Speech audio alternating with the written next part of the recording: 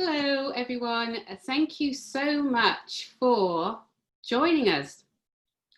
I'm Elizabeth, and we are 1,000 Black Voices, and we are really here to support the Black community, discuss the Black experience, talk about the challenges faced by the Black community, and what can be done to tackle racism.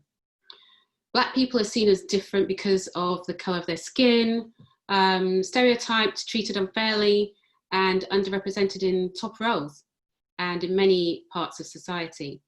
And 1,000 Black Voices amplifies Black voices to facilitate positive change for equity and a celebration of difference. So we have our wonderful panelists, Elizabeth Anyebuna and Raymond Hunan, for, we want to thank them for giving their voices and sharing their thoughts around the experience of being Black. And I'll just introduce them at the moment for you. Elizabeth is a popular and respected media executive with years of experience gained in commercial and operational management roles in TV in the UK and in Africa. She's passionate about the need for diversity and inclusion in the media industry and in society.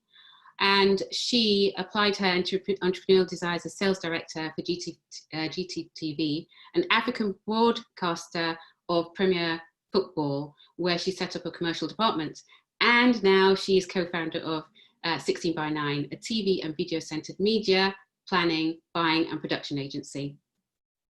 Raymond Hunan works for Microsoft, where amongst other roles, he is the chair of African at Microsoft UK and BAME UK business lead. In this capacity, he has worked with the Department of Work and Pensions in the UK, and he also mentors young people from poor families who aspire to achieve. He also participates in various volunteering activities, such as My Skills for Africa, which focuses on AI and IoT, information of the Internet of Things, Lab for Botswana, and numerous more. He advises the British House of Parliament multi-party group, focusing on advising MPs on the potential of AI for the UK economy and its ethnic challenges. So we've got a wonderful panel here focusing on key issues that face the Black community. And we have a few questions. Just before we start, you can pop your questions in the Q&A and we'll pick these up at the end of the talk, if that's okay. Okay. First question I would like to ask, and I'm looking forward to the responses from our panel, from Raymond and Elizabeth, is what do you feel are the challenges faced by the Black community, Black people in society and the workplace? And if I go to Raymond, would you mind starting off?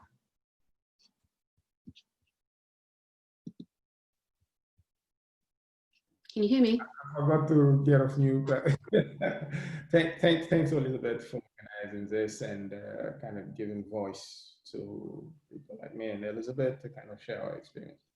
So I think when it comes to racism, there are multiple factors to it. And in a workplace, it can be subtle, it can be overt, and it can be in a different way. And it's a very personal thing. So on a personal opinion, I work for a great company. I'm not saying that they're perfect and everything is fine, but at least in terms of what we are doing and what we try to do is to make sure that everyone comes to work the way they are, and that we try to live really much what we believe in, which is empower everyone in the workplace. Not in the workplace, empower everyone.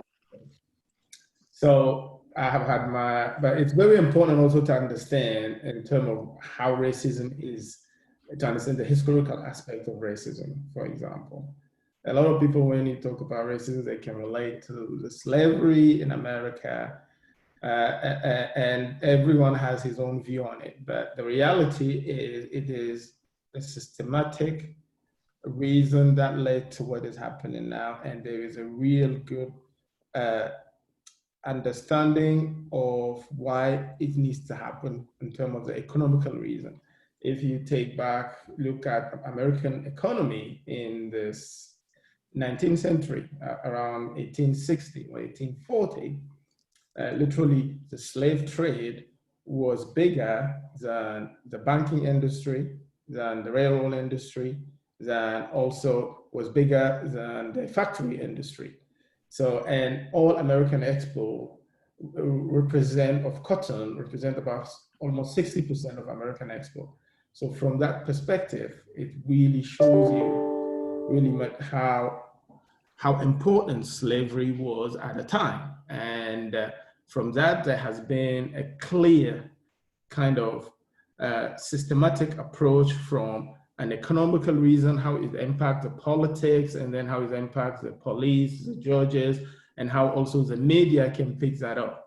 And at each level, really makes that an example that you can give, whether it's the Plessis versus Ferguson in America, or if you see what we happen with police brutality in America with George Floyd, or if you see what's happening in media with The Birth of a Nation, which is like a really horrible movie that really kind of dehumanize Black people.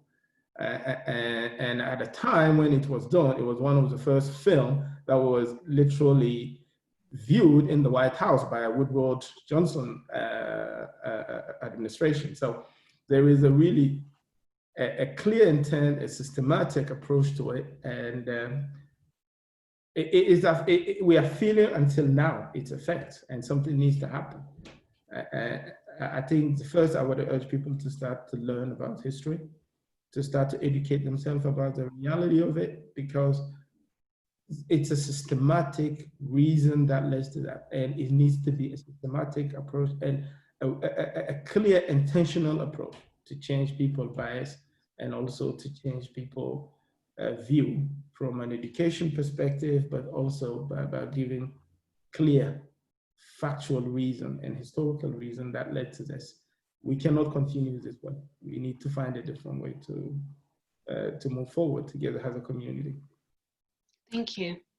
Thank you, Raymond. Just wanted to pick up on what you just highlighted there. And you talked very much on, we need to understand our history. We need to go further back than what's been told to us, which has focused very much on slavery. We need to go back to understand that we have role models from, before racism happened, before racism due to the slave trade in that particular way.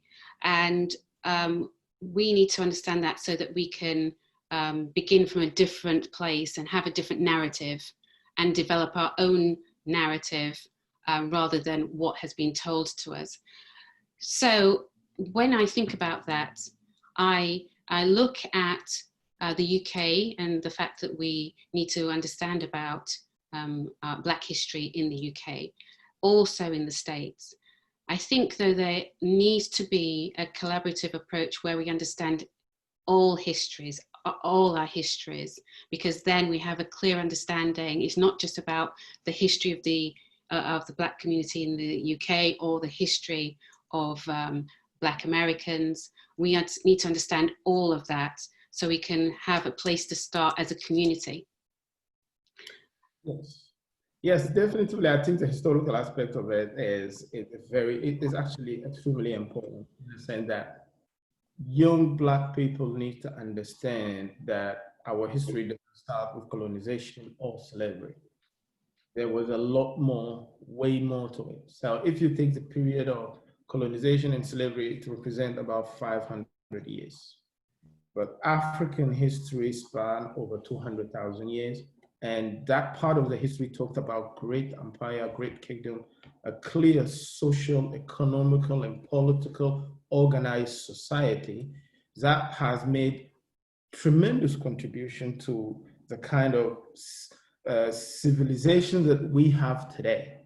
If I look back, for example, when you look at medicine, mathematics, or the first form of algebra that started, if you look at the bone of Ishango, which is somewhere around DRC, it explained to you the first form of mathematics. If you look at writing, all of that. If you look at also the first university created is in Timbuktu in Mali. which was created by the Manding Empire. Or if you look at today, we are talking about the Human Rights Act and all of that kind of thing, but the basis of it, the universality of humanity, has been already codified in the Manding Codex. And that, when you African people, Black people, understand that, and they know that history, which belongs to them, and go and seek it, you can start seeing how our African history, our Black history, has impacted positively the world. And that's not being taught to people at school today.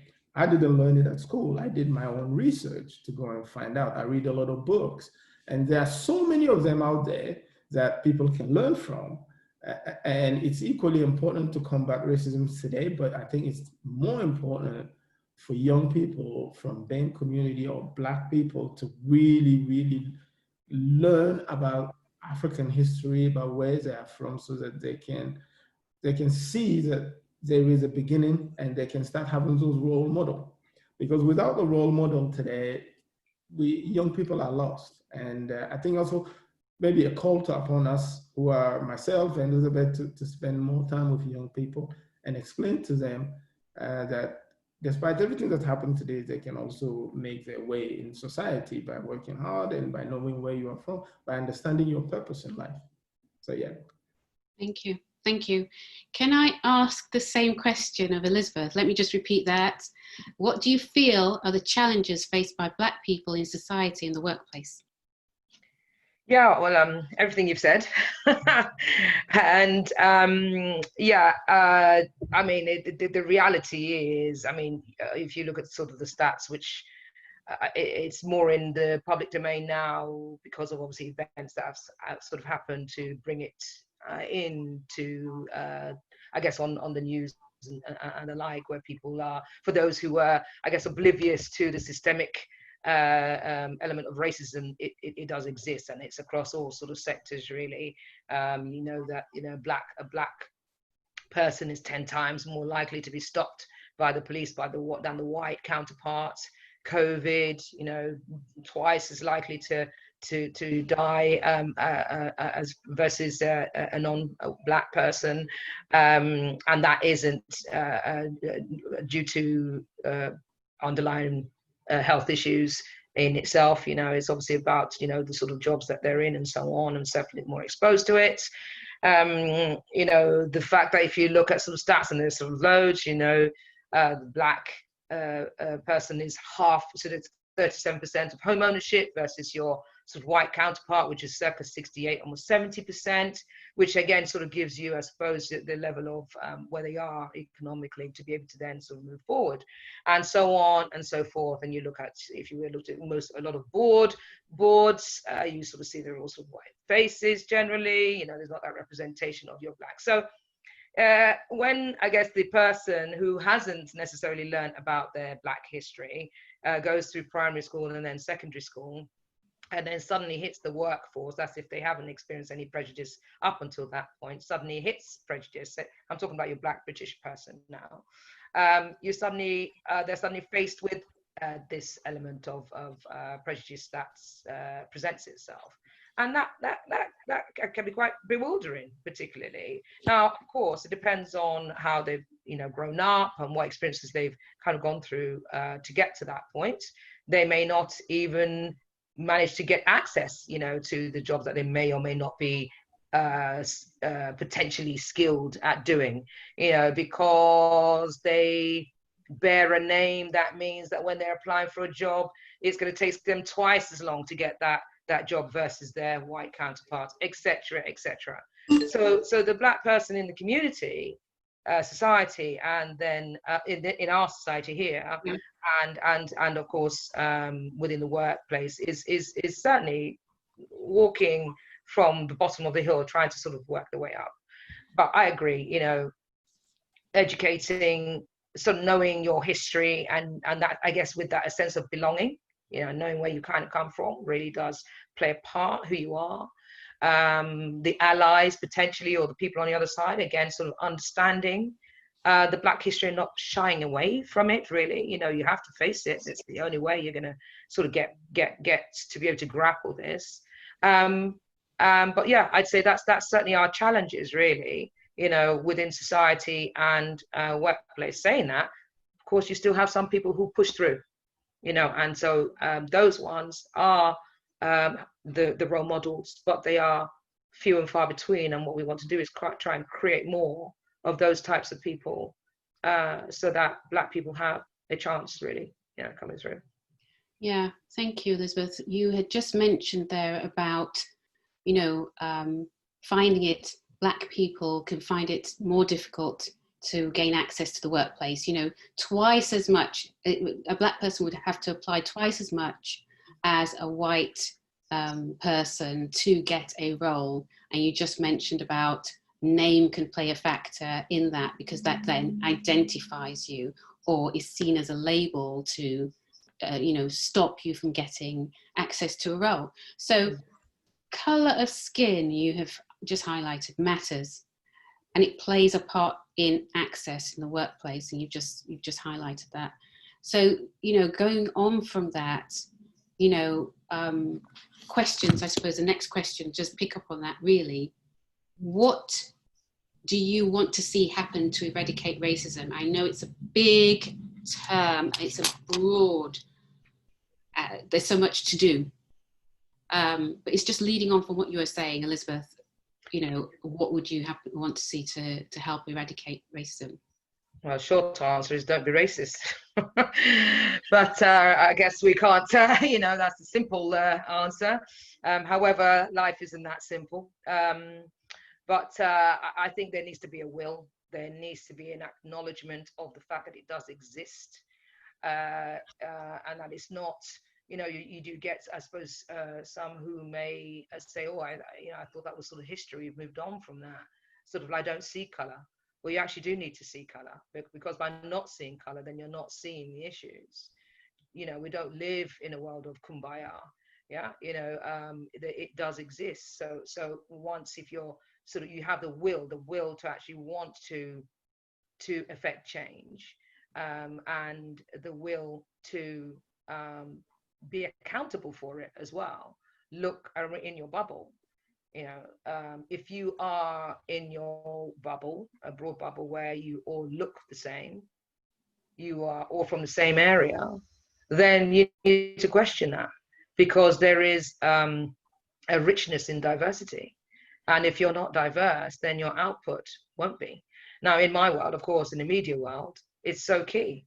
If I'm targeting a broad section of the population, but I'm only reflecting a certain section of the population and ignoring the others, then I'm not talking to the other percentage. I mean, circa 90% of Black people will tell you that mainstream advertising just doesn't talk to them. I mean, that's just bonkers, you know. And yet the spending power of a Black, or sort of Black, you know, I'm just talk Black now, I know we are talking about that, it's on minorities now, is in the billions, you know, hundreds of billions. That's our spending power. So if you want to talk monetary, let's say that's the justification you need to begin to mix it up, then I guess you can justify it in that way. So it's not just about it being the right thing to do. It actually also makes economic sense. So if you're pulling potential talent, or talent that already does exist, but they haven't got a sort of a channel or a way to kind of, you know, take advantage of that, then you are, I guess, stifling, you know, growth, you know, and stifling development and so on. So yeah, it's a very broad question, how to eradicate racism. But I think being okay and comfortable with being uncomfortable in talking about the issue, and then having the will to affect change and change the narrative, being accountable and putting measures in place that are actual proper sort of targets and sort of things, you know, in place to basically show that you have affected change, whether it is your mix in your employment, or sort of the access you're providing to those of the community where you are where you are advertising your roles, say, for example, so it's not just referrals where you're referring people that look like you and sound like you and are from the same sort of background. You are tapping into other places.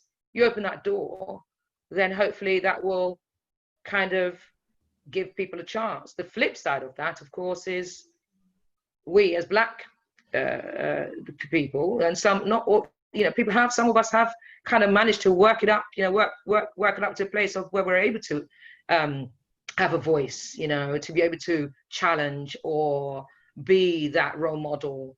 And it's on us to kind of do our bit.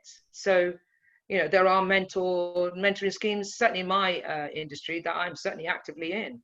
I'm not sitting back going, well, it's not, you know, it's a Black thing, so I'm kind of Black, so it doesn't affect me. No, it actually does. You know, I need to be able to be in the room, one, to shed light, I guess, on my ally, you know, to my, or potential ally, or someone who is a, you know, disbeliever, but also, you know, be there for your Black younger sort of person who wants to kind of get on the first rung and kind of go, well, here's how you navigate. Here's how I'm managing. And I'm still learning, you know.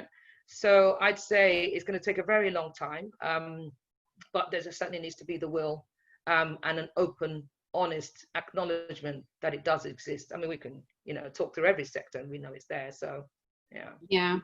No, thank you very much for that. And a key point I wanted to pick up on was be in the room, be accountable in that way, but, you know, be in the room to help. And you talked about helping navigate, and it's that navigation that's really difficult.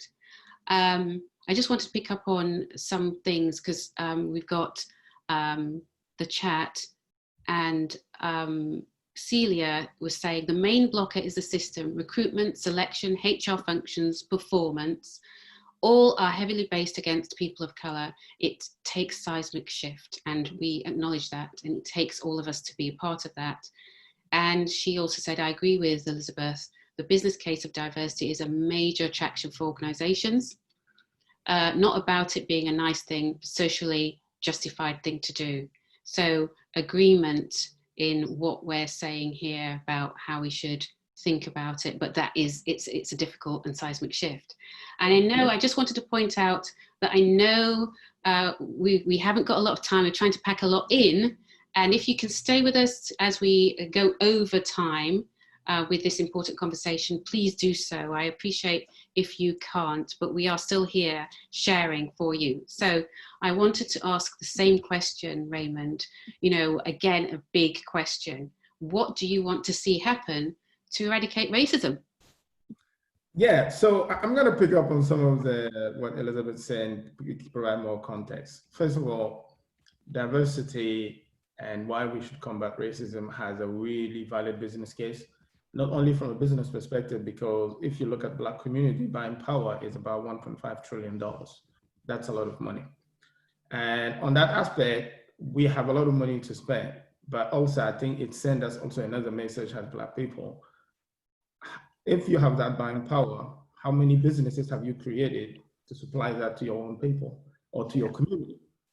And there is a really need also, as a community, we look at the aspect of how can we have a more diverse, a more integrated and cohesive businesses that is run also and by Black people in the community. And that business aspect is very important in creating a more cohesive and a more fairer society. Because right now, that's one of the main issues that Black community are facing. Most of us are employed. We need to be more entrepreneurial and create more business for everyone. That's one side of thing. The other side of thing is what gives me hope is prejudice is an emotional attachment to ignorance. What does that mean is you can be racist for many reasons, but it's not something that you are born with.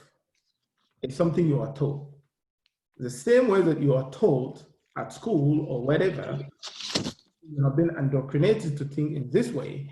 We need to have allies. We need to have people within the Black community and also as a community to be educators. And an educator is someone who will lead people out of ignorance. So there is a lot of education that needs to be done to help people understand that not only there's an economical value, but also there is a social value to it in terms of teaching people actually the right story or the fact about racism, about colonization, about slave trade, or about the contribution of Black people within the wider economy or within civilization and society. Those are very important facts that today we don't see and we don't hear because there's just one narrative being told. In the media, I look at the movie, same thing. I look at anything is the same thing, We need to have more diverse thing. It's not that other people are not able to. It's not they need to have the opportunity. And to go to the ally side of thing, this is not Black people wanting to do a struggle for themselves. I think all of this, whether it's the civil movement with Martin Luther King Jr. and all of that, it has always been about a struggle for humanity, because the richness of our diversity really brings the power of our humanity. By acknowledging that Black people have certain capacity, white people have, and bringing all of this together to build a fairer society will actually be more beneficial for everyone. And that I don't think people are being explained and told a lot about this kind of aspect of things in life. So really, to eliminate racism will take quite a few things. We need to change our mindset. We need to have building more role model. We need to have more business owned by Black people. Not that we want it as a token, but really we need to be able to find a way to promote, nurture Black entrepreneurship. And also, secondly, we need to make sure that on the education side, not just teaching, education side, we are told the right thing. Because when this come true, people will really start seeing the value in them, and that's where the creativity comes. That's where the next big thing will come out. If I look at 20 years ago, internet didn't exist, or 25 years ago, it didn't exist. Computer didn't exist. But if you look at the internet and the computer, really key measure creation that is impacting the world economy today. But just the PC has 9 patents. 6 out of them was held by a Black man, Mark Dean. Nobody knew about this guy.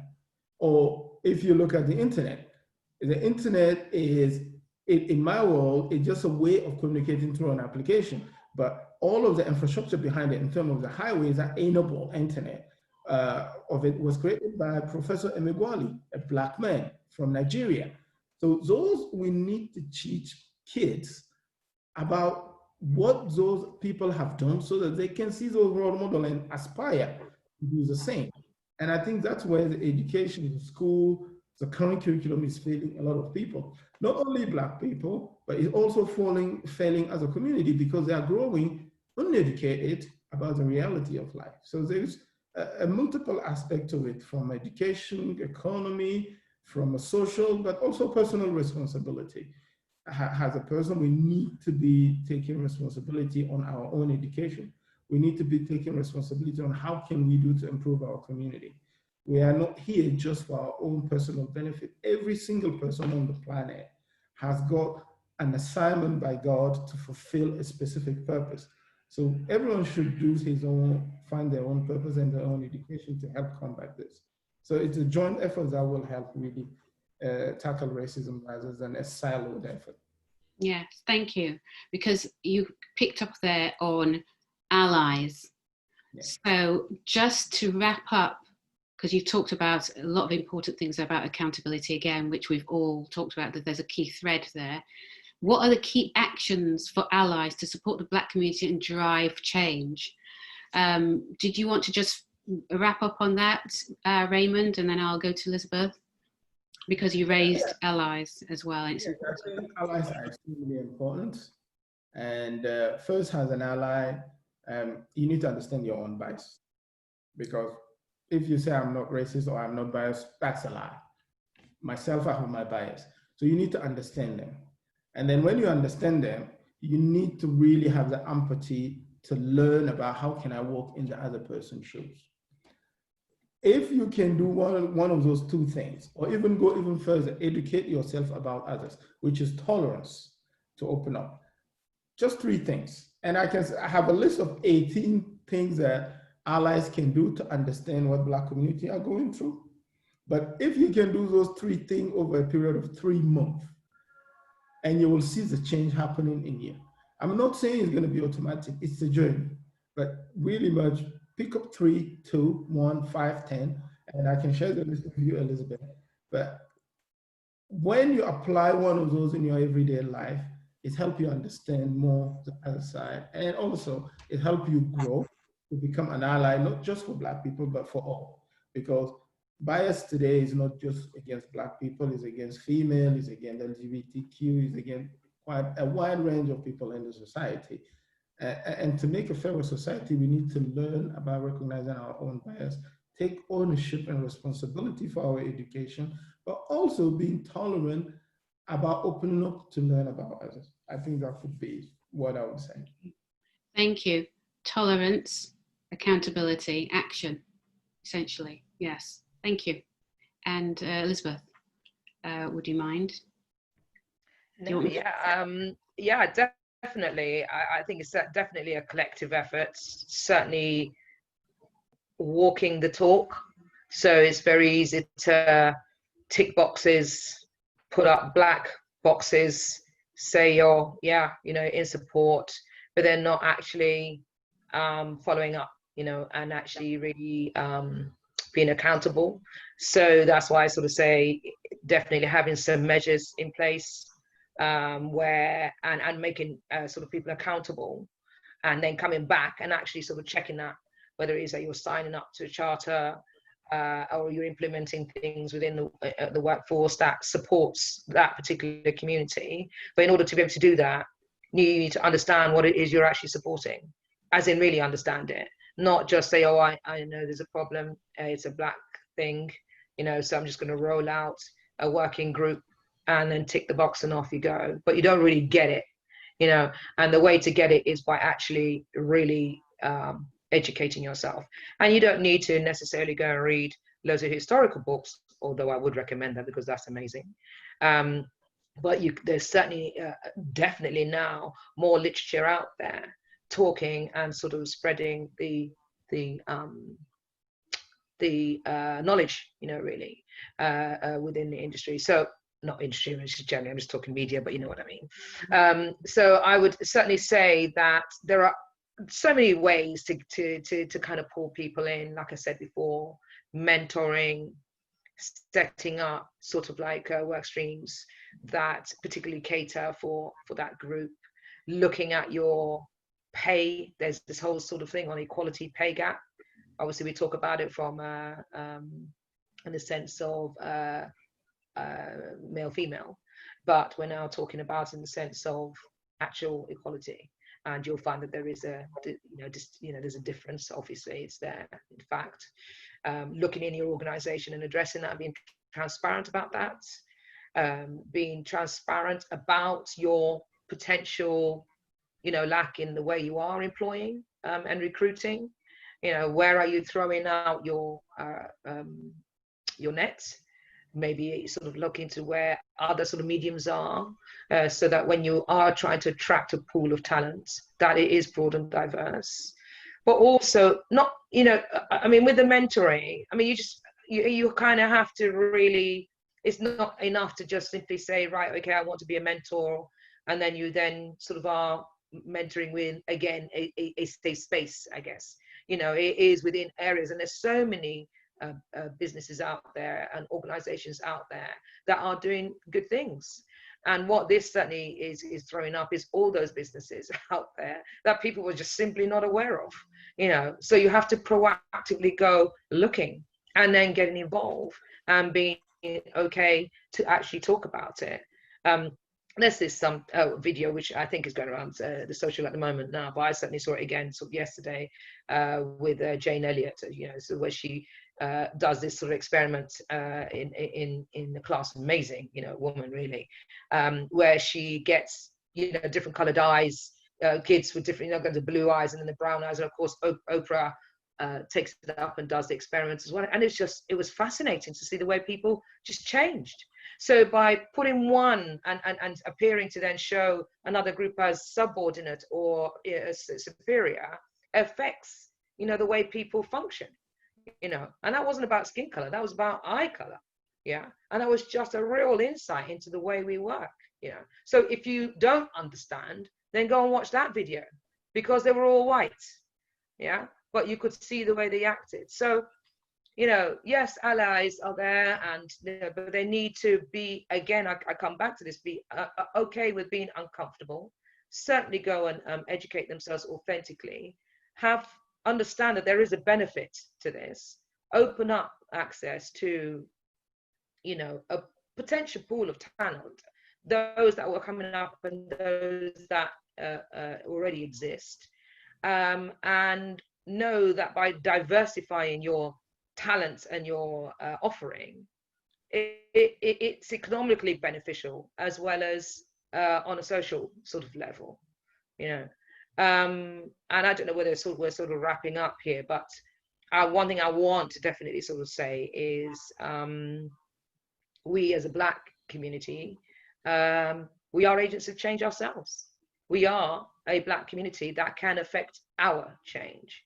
You know, I like Steve Biko, I don't know if you're aware of him or not. He talks about Black consciousness and Black being beautiful, and the fact that if you need to sort of, if a Black person understands that they are inferior and celebrates who they are, then you are then empowered, you know, and understand that you can affect your own change. So you go out to these companies and find out. So don't wait necessarily for it to come to you.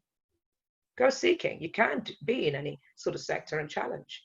And it's down to us as parents or non-parents or something else, you know, sort of not, I'm not millennial anymore, but to be able to seek, you know, out those mentoring schemes and coaching schemes and things like that, and be part of it, but also expose that to the group of talent, you know, that's there, so that they get involved. So we need to work as a collective, support Black business as Black people, you know, because we are certainly powerful on the monetary side of things. So we need to be agents of change, I'd say. Yeah, thank you very much on that. And I think, you know, we cannot do this on our own. We need the support of our allies. And there, like you said, are amazing allies out there. And it's just picking up on some of the things, looking at the chat. Edith had said, absolutely, accountability is key for all of us, you know, and our allies as well. Business should put steps in place in following discussions with Black employees, hear their voices, actually listen to their voices, understand and act. And she says as well, the mantra needs to come top down and teams should be measured on this. Accountability, measurement, continuous reviews, not just here and now and forget about it, or Black History Month, forget about it. It's a continuing conversation. And she goes on to highlight, in the UK, only one CEO of a FTSE 100 company is Black. And it's back to, we have role models in our society, in our Black community. You know, we need to help support that growth of Black role models, and allies can help us do that. And questions really around, again, and we focus very much on this, about actions for role models. And you've talked about, I think we responded to that question, Jay, about, you know, how role models can support the drive for change. So we have got lots more to share with you. We will be closing this particular webinar now, and we'll come back with more for you to talk about, you know, the importance of role models, of importance of having a voice, the importance of change and eradication of racism. Thank you very much for joining us. Bye.